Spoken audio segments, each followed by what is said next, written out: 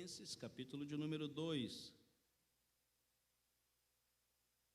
Carta de Paulo aos Filipenses, capítulo de número 2.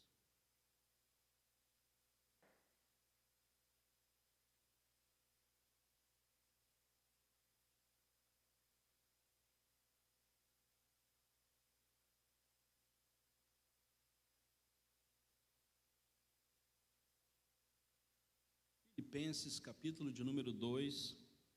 Se há, pois, alguma exortação em Cristo, alguma consolação de amor, alguma comunhão de espírito, se há entranhados afetos e misericórdias, completai a minha alegria de modo que penseis a mesma coisa, tenhais o mesmo amor e sejais unidos de alma, tendo o mesmo sentimento. Nada façais por partidarismo ou vanglória, mas por humildade, considerando cada um aos outros superiores a si mesmo. Não tenha cada um em vista o que é propriamente seu, senão também cada qual o que é dos outros. Tende em vós o mesmo sentimento, que houve também em Cristo Jesus. Pois ele, subsistindo em forma de Deus, não julgou com usurpação o ser igual a Deus. A si mesmo se esvaziou, assumindo a forma de servo, tornando-o em semelhança de homens, e reconhecido em figura humana, a si mesmo se humilhou, tornando-se obediente até a morte e morte de cruz. Pelo que também Deus o exaltou sobremaneira, lhe deu o nome que está acima de todo nome, para que o nome de Jesus se dobre todo o joelho, nos céus e na terra, e debaixo da terra, e toda língua confesse que Jesus Cristo é Senhor, para a glória de Deus Pai. Assim, pois, amados meus, como sempre obedeceste, não só na minha presença, porém muito mais agora na minha ausência, desenvolvei a vossa salvação com temor e tremor, porque Deus é quem efetua tanto o querer quanto o realizar, segundo a sua boa vontade.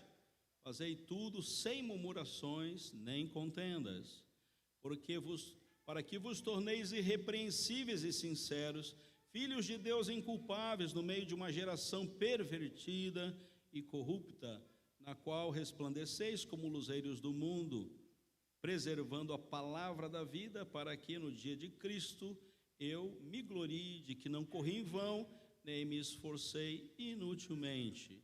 Entretanto, mesmo que seja eu oferecido por libação sobre o sacrifício e o serviço da vossa fé, alegro-me, e com todos vós me congratulo. Assim vós também, pela mesma razão, alegrai-vos e congratulai-vos comigo. Deus, obrigado pela tua palavra. Podemos, neste culto que prestamos a ti, ter um momento onde aprendemos, entendemos, interpretamos e nos dá condições, Senhor Deus, para que, mediante a ação do teu Santo Espírito, a tua palavra faça morada em nossos corações e nos dê razão de vida, e nos dê entendimento e amadurecimento e desenvolvimento necessário para passarmos esse tempo aqui na terra até chegarmos na glória. Obrigado pelo testemunho do teu servo, usado pelo teu Santo Espírito para nos trazer a tua mensagem. Oramos em nome de Jesus. Amém. Queridos, há uma alegria que é completa. Há uma alegria parcial. E o texto nos fala a respeito de uma alegria completa. Uma alegria plena. Ele não está falando a respeito da possibilidade de você ser uma pessoa alegre, desfrutar da alegria de Deus. Ele está falando de que isso é natural da igreja. O povo de Deus é um povo que baseia a sua alegria na alegria do Senhor.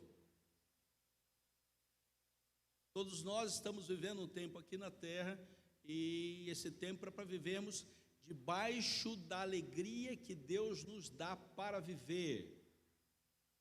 E essa alegria, ela é circunstancial, porque ela está dentro do tempo. E ora eu estou alegre, e ora eu não estou muito alegre, e ora eu estou menos alegre, até eu chegar a estar triste. e a tristeza tomar conta da minha alma. E aí eu me torno um doente espiritual. Quando a tristeza toma conta da minha alma, eu me torno uma pessoa que carece de uma intervenção poderosa do Espírito Santo de Deus, porque eu não tenho mais da alegria que Deus me dá. Isso porque, propriamente, por causa da minha própria limitação. Isso não precisa que aconteça coisas muito graves.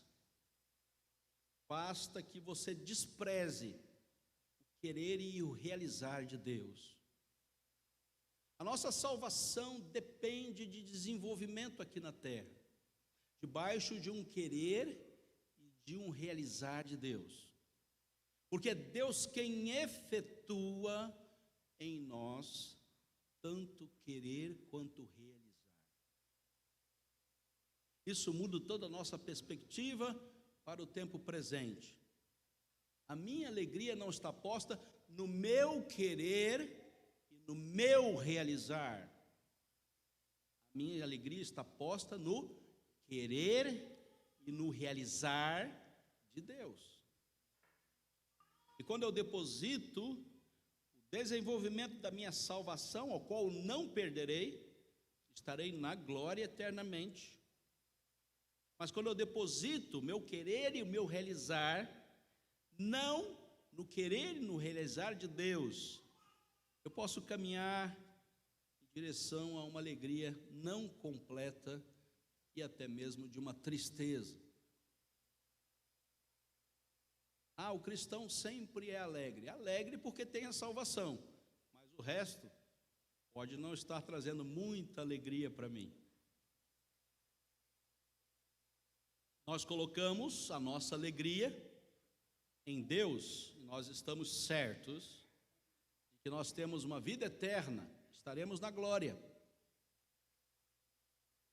Mas o meu querer e o meu realizar podem me levar em direção a algo que não me traga muita alegria. Com que eu vou trabalhar, onde eu vou morar, os irmãos que eu vou comungar, o trabalho que eu vou fazer, as convivências que eu terei, os meus relacionamentos em todas as direções serão em Cristo Jesus ou sem Cristo Jesus. E a igreja é dado viver um tempo aqui na terra com os recursos de Deus para que vivamos plenamente alegres nele. Essa igreja, a igreja de Filipos, tem um problema muito sério. Ela está enfrentando alguns problemas relacionais. Essa igreja foi fundada por Paulo na sua segunda viagem missionária, pelo ano 60. É a primeira igreja estabelecida na Europa. É uma pequena cidade, é uma cidade militar. Essa igreja, poucos anos antes da sua fundação, passou por uma grande guerra. E como militares, adoravam uma guerra, né? Vivemos para batalhar, para lutar. Ela é relevante para Paulo, porque ele se tornou íntimo e cordial com essa igreja. Ele tem um carinho muito especial por eles, tanto que eles já lhe enviaram uma oferta, uma segunda oferta, e essa terceira carta é em gratidão por essa terceira oferta. Paulo está preso, não tem como angariar recursos para a sua vida e depende das ofertas da igreja. E essa terceira carta, Paulo está agradecendo. Muito obrigado pela essa oferta que vocês me fizeram. Mas essa igreja tem dois grandes problemas. Essa igreja, eles estão vivendo em rivalidade e em ambição pessoal. E Paulo dá algumas orientações para que isso acabe dentro da igreja. E dentro de um contexto militar, a rivalidade ela é base da competitividade, né? Eu tenho que ser melhor do que os outros. Então, esse padrão dentro do contexto militar, ele é obrigatório. Quem é o melhor? Quem é o número 1 entre nós? Quem é o melhor nas armas? Quem é o melhor na organização? Quem é o melhor para mandar? Quem manda melhor de nós? E essa competitividade no ambiente militar estabelece rivalidades. E há um chamado conceito subjetivo, onde os superiores dão nota para os inferiores. Então, esse conceito subjetivo estabelece um bem ou um mal dentro da armada. Esse conceito subjetivo do superior estabelece-se sobre o inferior, e quem manda diz quem é bom e quem é ruim, segundo os seus próprios valores e segundo os manuais. Então, é uma cidade que tem um conceito de existência com base na competitividade. Nós somos melhores do que eles são piores do que nós.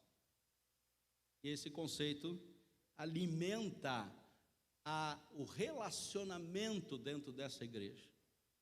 E a crítica, ela é ácida, né? Sempre eu olho para o irmão e eu só vejo os pontos negativos do irmão. Eu não sou capaz de ver os seus valores em Cristo, mas eu aponto o dedo para ele, mas ele faz isso, faz isso, faz isso, faz isso. Isso acontece dentro da igreja, por base no seu próprio contexto. Esse texto o texto que lemos tem o esvaziamento de Cristo Jesus.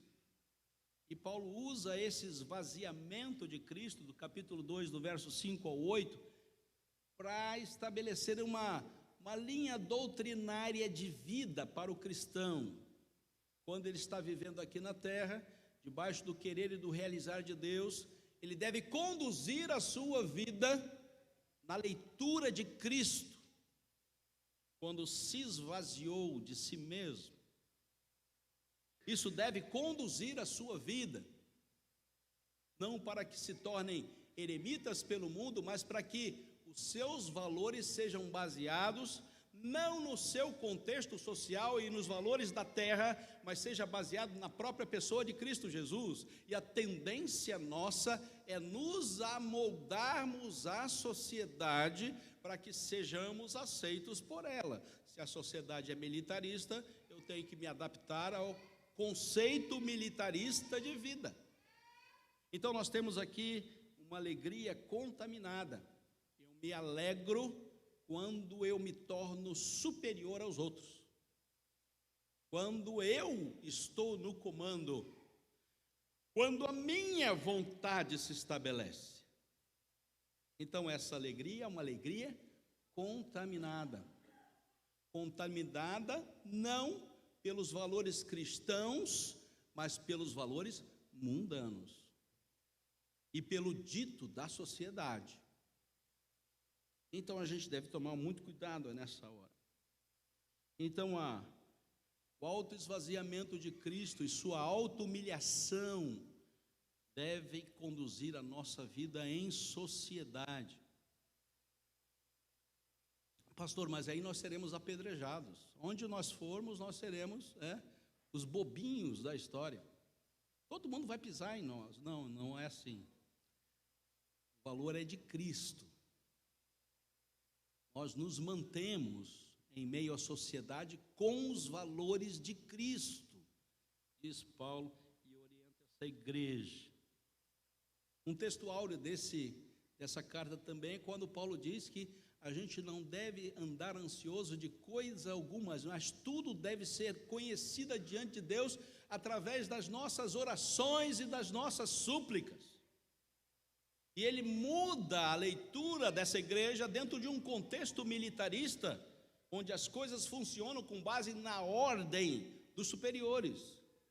Ele diz: não, tire a sua ansiedade da sua capacidade de produção em meio ao mundo presente, coloque tudo na presença de Deus, fale com Deus, suplique a Deus, tire o seu referencial de estar buscando a sua própria glória diante daqueles que te comandam aqui nesse mundo, e coloque isso diante de Deus, em oração e súplica. Essa ansiedade que está no seu coração está aí porque você baseou sua vida nos valores desta terra, mas não nos valores do Senhor dos Senhores, daquele que faz com que tudo esteja em nosso coração, e o seu querer e o seu realizar é a nossa alegria. Então, queridos, essa caminhada é uma caminhada para a igreja de Filipos. Eles têm que vencer essa etapa. Eles têm que, dentro de uma sociedade, mudar o seu ponto de vista de onde está a sua alegria. E a sua alegria não está nos valores que esta cidade pode oferecer. Eles estão debaixo da tutela de Roma, sabem que eles estão sendo preparados para guerrear em nome do Estado.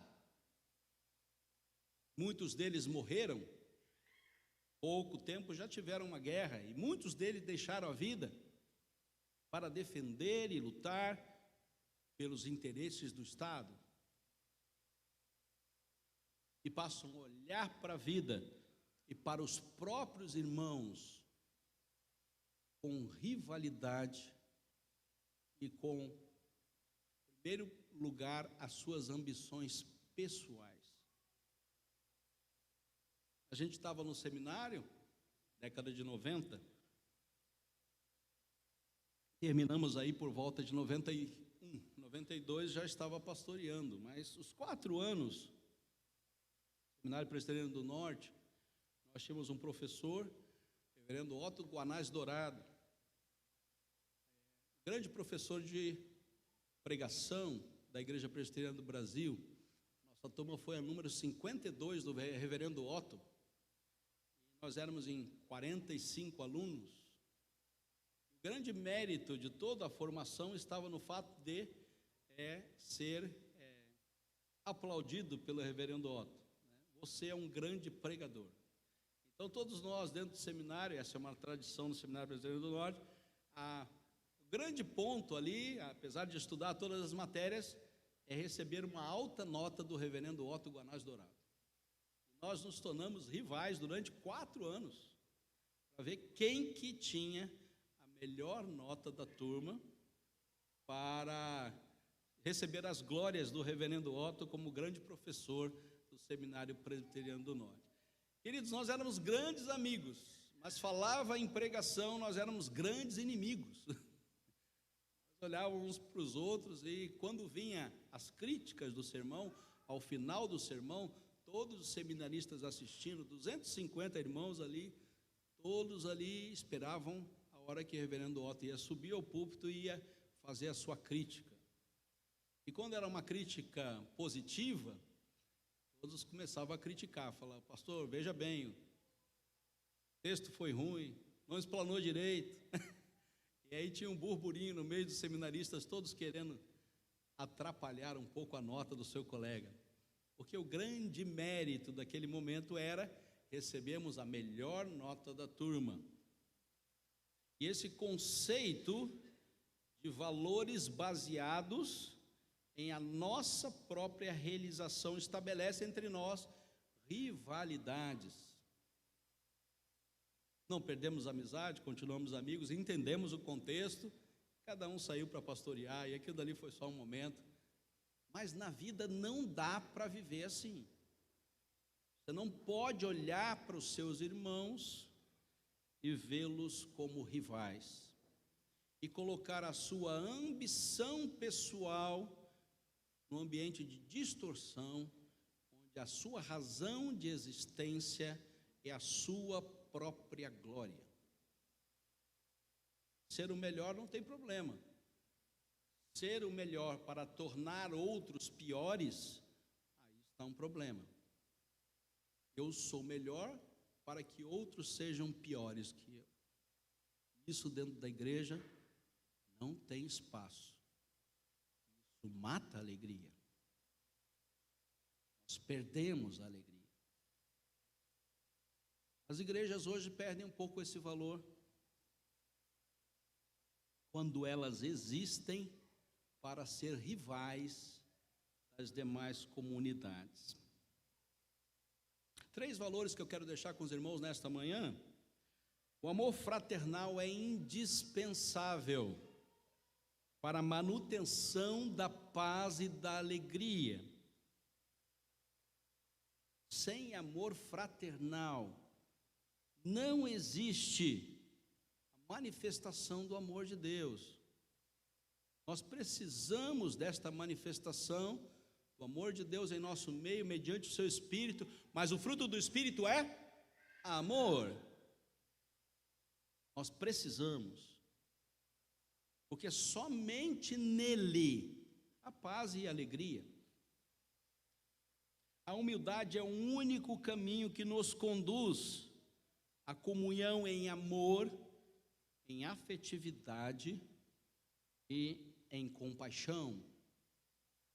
Somente caminhando em humildade, queridos, nós seremos considerados por Deus, porque Deus resiste à soberba, mas Ele só dá graça ao humilde.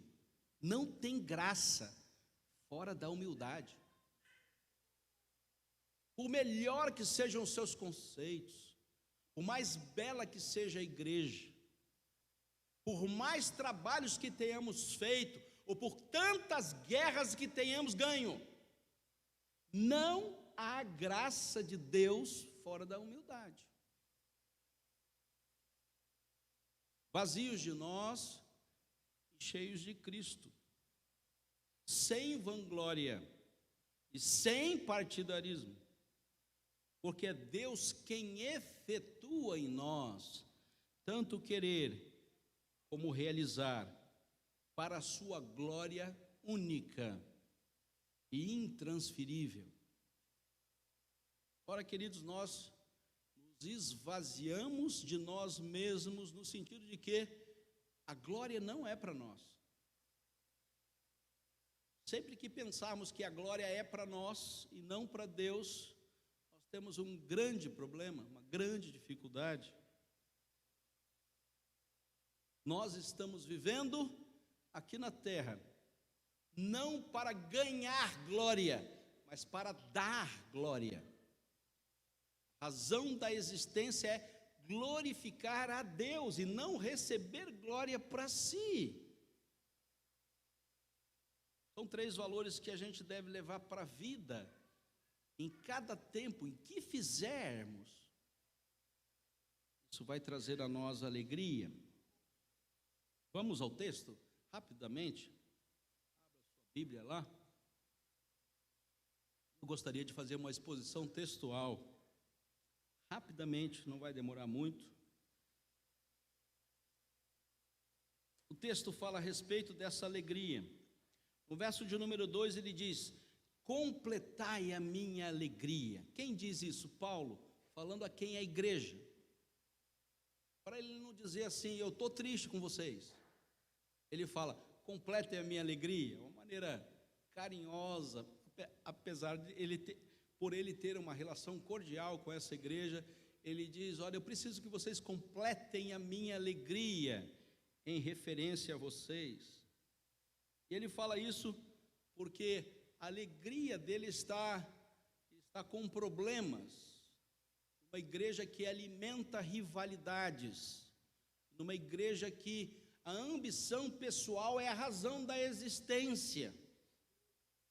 Então há briga entre os irmãos por causa de picuinhas que eles mesmos criaram, só para brigar e para ver quem manda, só para ver quem tem mais autoridade, ou para quem tem mais pulso, para quem tem mais recursos, para se estabelecer superior aos seus próprios irmãos. E na igreja não existe espaço para isso.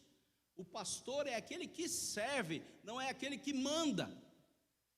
O próprio conceito de pastorado não está no fato de estabelecer a sua própria vontade, mas estabelecer a vontade de Deus. E quando o pastor é aquele que manda, ele não é um pastor bíblico. O pastor que manda não serve a Deus, serve a si mesmo. O próprio pastor está aqui para servir. Ele está aqui na frente com o microfone falando porque ele estudou para ensinar. Mas não é o fato de estar na frente que estabelece o mando. A ordem não é dele, e se do próprio pastor, aquele que deve conduzir a igreja. Esse é o espírito, quanto mais da igreja, irmãos. Estamos aqui para servir. E dentro de um conceito militarista, essa ideia é péssima. Devemos estar aqui para mandar e estabelecer os valores com base no que eu quero, não no que a Bíblia diz. Isso era normal para essa igreja, porque eles já viviam isso fora da igreja e queriam trazer isso para dentro da igreja. Porque são os valores que eles adquiriram em meio à sociedade. A minha alegria não é completa com respeito a vocês. A pergunta é, querido, o que mais te entristece? Da onde vem a tristeza para o seu coração? Ah, pastor, eu estou muito triste. O que está entristecendo você? O que te entristece? O que falta no querer e no realizar de Deus para a sua vida? O que coloca tristeza no seu coração? Pare para pensar nisso, porque você não existe para viver em tristeza.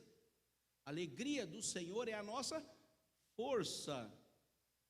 E eu tenho que viver dentro de uma relação de alegria em relação a Deus, em relação à igreja, em relação ao mundo que me cerca.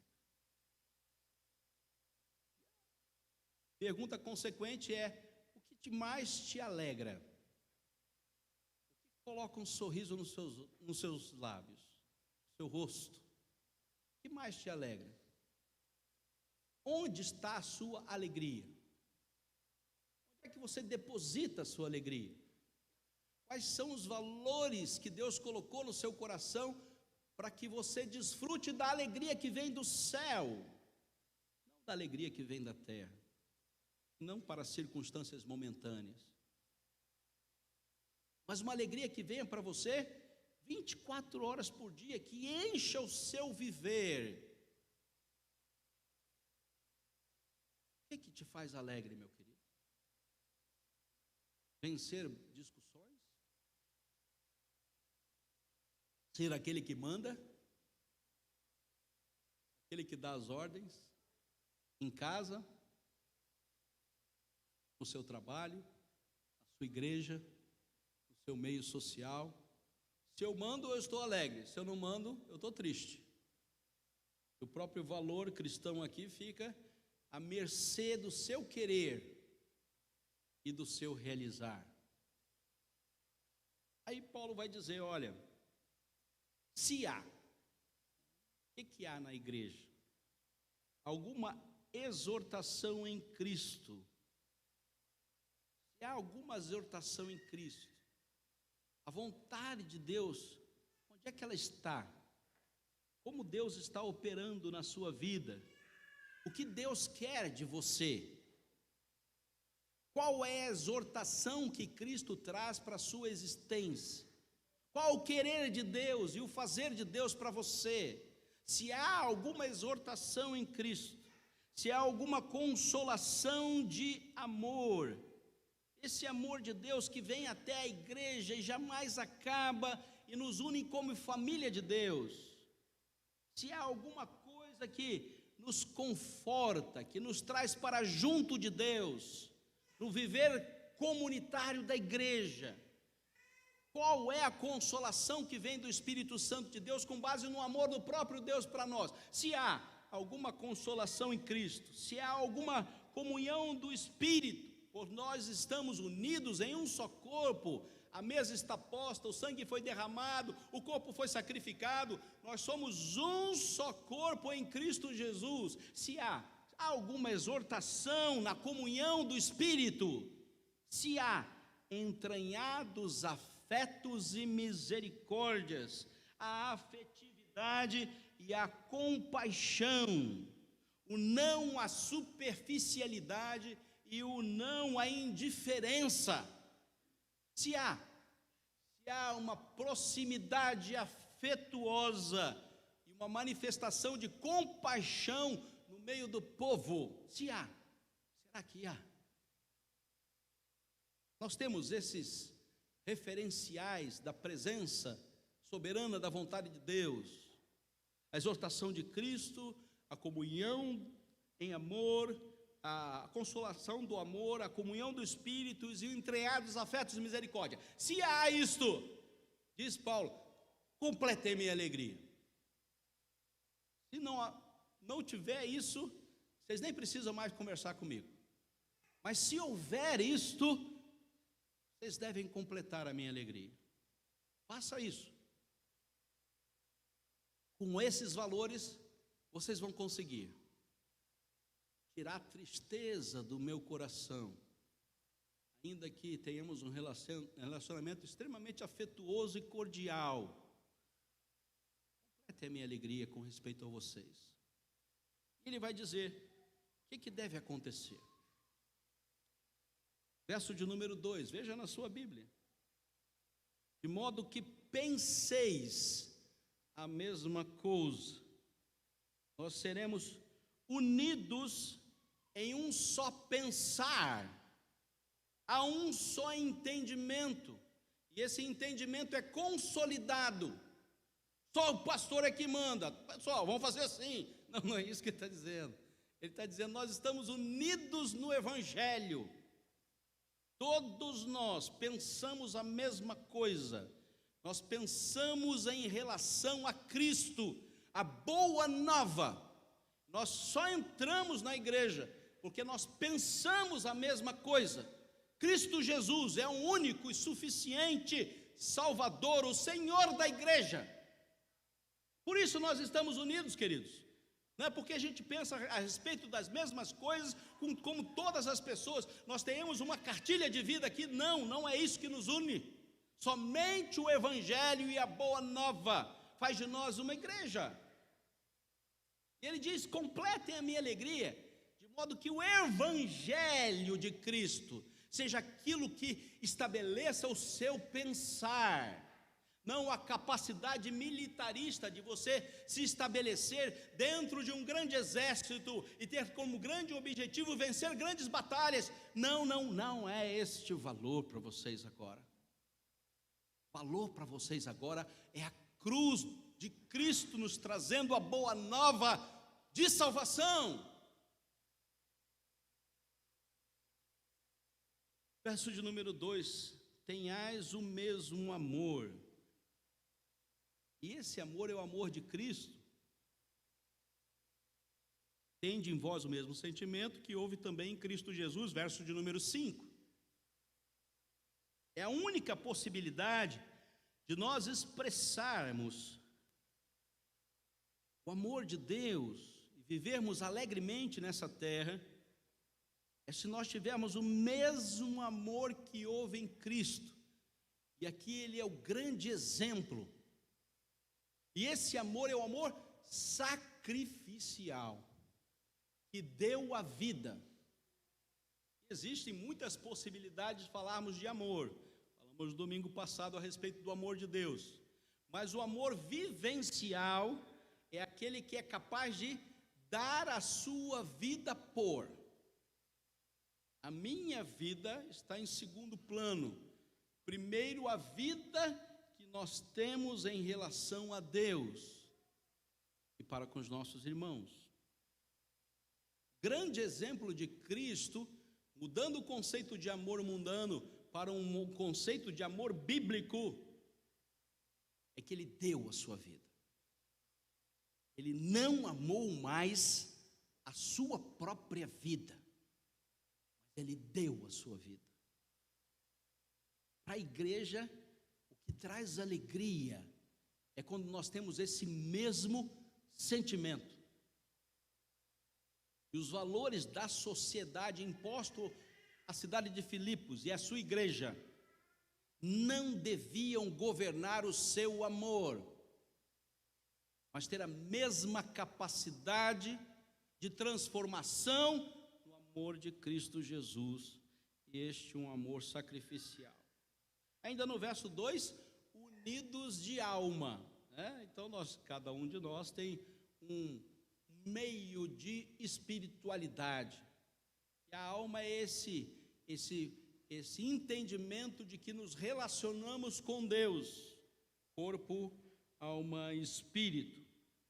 Há uma única mensagem e uma única aspiração. Nós somos unidos de alma, nós temos só uma mensagem a pregar, e essa mensagem é Cristo Jesus.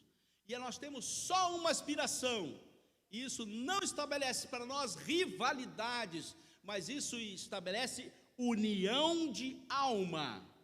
Somos capazes de estar unidos não só na ceia, mas no próprio evangelizar, no próprio levar a mensagem. Nós não só simplesmente viemos domingo aqui e tomamos a ceia. Ah, que bom, estamos unidos à igreja. Jesus Cristo é o nosso Senhor e Salvador e Ele voltará. Que bom, vamos embora. Agora nossa alma diverge. Nossa alma não diverge. A nossa alma está unida. Nós só temos uma mensagem. Nenhuma outra mensagem nos interessa. Só uma mensagem nos interessa. Jesus é o nosso Senhor e Salvador. Ele é o único que pode nos salvar. Existe uma leitura de bem comum. Na alma de todos nós há um interesse pelo bem do outro.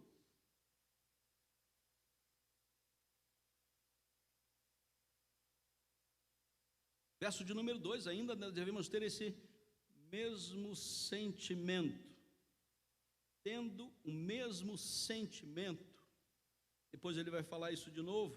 O verso de número 5. O mesmo sentimento.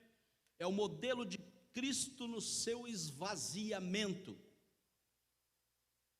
O sentimento de Cristo de abrir mão dele mesmo. Isso mata a igreja de Filipos na sua aspiração ambiciosa. Destrói toda ambição pessoal. Eu devo me esvaziar de mim, mas nem as minhas vontades eu posso ficar? Não, nem as suas vontades podem ficar. Seja feita a vontade de Deus. É um impacto muito grande no coração dos irmãos da igreja de Filipos aqui, porque eles têm na ambição pessoal o grande valor. Eu quero ser bem visto pelos comandantes, eu quero receber a glória do mundo, do meu ambiente de trabalho. Eu existo para guerrear, eu quero ser louvado pelos meus comandantes. E agora você me diz que eu tenho que abrir mão do meu eu, me esvaziar de mim? Verso de número 3, ele vai falar não ao partidarismo. Na igreja não tem partido. Por isso nós temos grande dificuldade em viver com o contexto político, porque a gente vê o partido no mundo e quer trazer o partido para a igreja. Na igreja isso não deve se manifestar. Nós não somos partidaristas. Nós não dividimos a pessoa de Cristo segundo o nosso querer e o nosso realizar. Não há ambiente para partidos numa igreja. Por isso nós não discutimos nada que se estabelece do ponto de vista de partidos aqui, porque para nós isso não existe. Nós somos um só corpo e não dá para cortar o braço, nem a perna, nem a cabeça. Tem algo que deve nos alegrar, essa certeza. Não existe divisões na igreja. Nada façais por vanglória, e vanglória é a exaltação do eu, né? Eu recebo a glória e o mérito. A leitura de mérito dentro do contexto militar é grandiosa, tanto quantas medalhas eles recebem. Eu tenho todas as medalhas do meu avô. Meu avô foi na Segunda Guerra Mundial, ficou na Itália 1 ano e meio, trouxe todas as suas medalhas, estão dentro de uma caixinha, lá na minha estante. Eu as guardei, é a lembrança que eu tenho dele. A foto dele, na nossa casa, lá em Vila Velha, no caso dos meus pais, é ele vestido militar. A existência do presbítero Jonas de Souza Mariano foi para lutar em direção ao bem, em direção àquilo que o exército brasileiro exigia, a FEB, e toda 7 de setembro ele ia desfilar lá no Rio de Janeiro. Esse foi o ideal do presbítero Jonas de Souza Mariano durante toda a sua vida. Mas não fez isso para a glória dele mesmo. Tudo bem, lutou pelo seu país, lutou pelo bem, mas não fez isso para a glória dele mesmo. O mérito não estava nele, mas na causa. Para o cristão, queridos, o mérito não está em nós. O mérito está na causa. Se você quer glória para você, você está no lugar errado, fazendo as coisas erradas, com as pessoas erradas. Se você veio buscar glória para você, você está roubando da alegria dessa igreja. Quando você entrar aqui e quiser glória para você, você vai atrapalhar a vida dessa igreja. Porque nós não viemos aqui para receber glória de ninguém, diz Paulo à igreja de Filipos. Faça isso por humildade, não por orgulho. A graça de Deus nunca vai se manifestar quando o nosso coração for orgulhoso e buscar algo por vaidade. A ambição pessoal não deve contaminar a nossa relação com Deus. Há uma ambição positiva. Eu quero estudar, eu quero passar um concurso, eu quero trabalhar, eu quero me casar, eu quero ter filhos, eu quero constituir família, eu quero fazer o bem para as pessoas que estão ao meu redor. São ambições positivas e essas devem ser alimentadas. Não são ambições egoístas. Tudo que você quer fazer, faça para a glória de Deus. Não faça nada que desvirtue esse caminho de glorificação. Verso de número 3 ainda: considere-se os outros superiores a si mesmo. Que difícil lição. Mas você quer ser alegre? Não se coloque como o melhor. Não pense que tudo está ao seu redor. Você não é o centro de todas as coisas. Deixe que os outros sejam superiores. Olhe para os outros, não com olhar altivo, mas olhe com olhar de amor. O querer e o realizar de Deus vai se manifestar. Então tire esse lixo do seu coração. Não queira ser aquele que manda, não ser aquele que brilha. Estava pastoreando uma igreja e houve um estabelecimento de uma rivalidade dentro dos músicos da comunidade. E ali havia um que estava criando mais problema. Eu falei: meu irmão, vamos conversar, né? Vamos ver o que está acontecendo. Por que o irmão está tão bravo, está brigando com todo mundo aqui? Vamos sentar lá na sala pastoral. Chama para sentar na sala pastoral é complicado, né? Eu chamei ele para sentar na sala pastoral. Ele falou: pastor, o senhor faça qualquer coisa, mas o senhor não me tire da música, do louvor. Se o senhor tirar, eu morro. Eu falei: então, meu querido, fica difícil para aconselhar você, né? Fica difícil, porque você estabeleceu um relacionamento de glória pessoal com a música. Você brilha, é o seu momento de brilhar na igreja. Você é o grande show da igreja. E se eu tirar você daí, então você vai morrer. Cuidado, queridos, porque ministério é servir. Ministério não é trazer algo de glória para mim. O que eu faço na igreja é para que os outros estejam bem, não para que eu seja glorificado. Isso é uma doença no coração da igreja. Igrejas enormes, cheias de glória pessoal. Você está matando a igreja quando você age dessa forma. Você só vem à igreja porque você quer servir aos outros. Eles são superiores a você. Esse é o Espírito de Cristo. Só estamos aqui para servir a Deus e aos nossos irmãos. E verso de número 3, verso de número 4. Não seja egoísta, não tenha cada um em vista o que é propriamente seu. Deus não te deu nada para você se fechar com seus próprios recursos, senão cada qual o que é dos outros.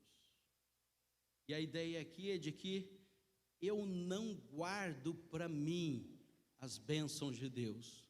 Eu quero compartilhar com os meus irmãos, pelo Evangelho e pelos outros crentes que estão ao meu redor.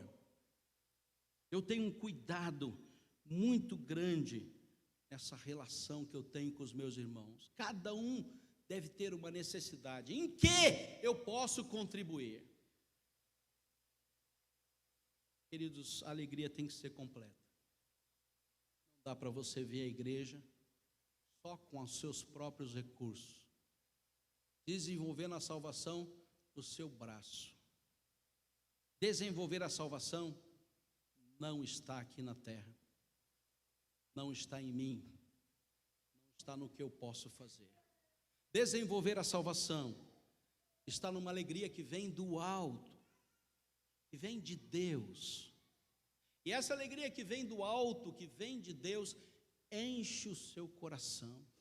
Não há nada, absolutamente nada que aconteça nesse mundo que possa roubar de você essa alegria. Deus está fazendo isso porque o querer e o realizar é dele e somente dele. Que Deus abençoe a sua palavra, amém?